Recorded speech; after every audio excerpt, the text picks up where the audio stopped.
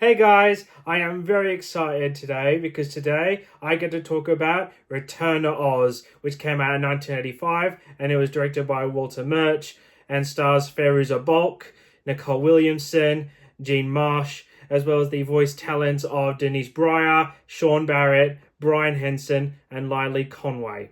6 months after returning home from the Land of Oz, Dorothy Gale is sent to a mental hospital by Aunt Ham to receive electroshock therapy after the latter expresses concern over her niece's mental health. After escaping with the help of a mysterious girl, Dorothy finds herself back in Oz, where she, along with some new friends, must save the Scarecrow from the evil Gnome King, who has laid waste to the Emerald City and took over Oz. Technically, the film is considered an unofficial sequel to the 1939 classic The Wizard of Oz, although it is an adaptation of the two sequel books that followed L. Frank Baum's The Wonderful Wizard of Oz, which were The Marvelous Land of Oz and Ozma of Oz.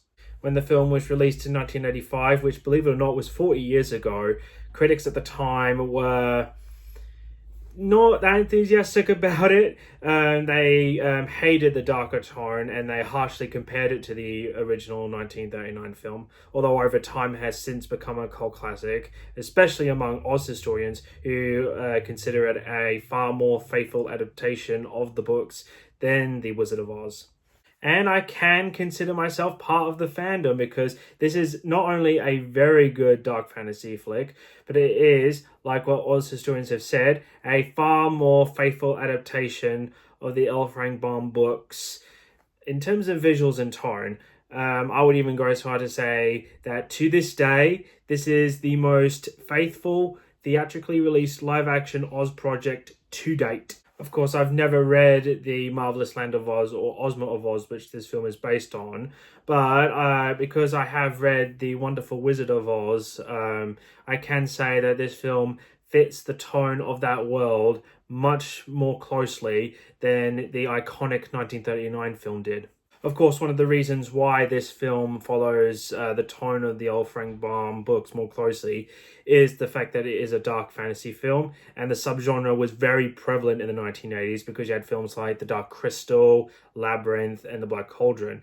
And what The Dark Crystal, especially, and this have in common is the puppetry and the special effects and the creepy creature design, and it has nailed that. The puppetry in this film is pretty stellar. When it comes to the character of Jack Pumpkinhead, he is a seamless blend of a larger scale puppet operated by puppeteers and someone in a suit for most of the far back shots, and it works really well. The character of Tick-Tock, who is the Royal Army of Oz robot that accompanies Dorothy, is also a very impressive feat of puppeteering. They literally had someone crouched down in the bottom half operating the legs, and then you had offset puppeteers operating the top half of him, and it also works really splendidly. And arguably the most impressive puppet in the film is Billina the chicken, who looks incredibly realistic. It is such a great character design. And outside of the incredible puppetry on display, we also have one of the most memorable parts of the film for many, and that is the really stunning claymation effects done by the late Will Vinton. And it holds up pretty well.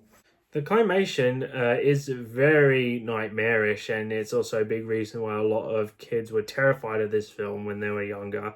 But it is also a testament to how dark fantasy films can stick with a lot of young viewers as they grow up. As for the cast, they all did a very good job in this. This film was, of course, the introduction to actress Fairuza Balk, who plays Dorothy Gale, and she makes for a pretty good Dorothy. She's very likable, and you really want her to succeed, especially when she's faced with the fact that the Land of Oz has become a very dark place. The main villain of the film is the Gnome King, who is played pretty well by Nicole Williamson. I know that the Wicked Witch of the West has become the most iconic Oz villain, despite being only in one chapter of the original book, whereas the Gnome King is actually the main villain of most of the Oz series. And he makes a pretty good villain in this. The secondary villain is Princess Mombi, who is played by Jean Marsh, who sadly passed away in April of this year. But she did a very good job being this very terrifying witch that can switch heads whenever she likes. And fun fact, this character is actually an amalgamation of the witch Mombi and Princess Langwidere from the original Oz books. I also now want to highlight the voice cast in this film because they also did a very good job too lending their voices to Dorothy's new companions.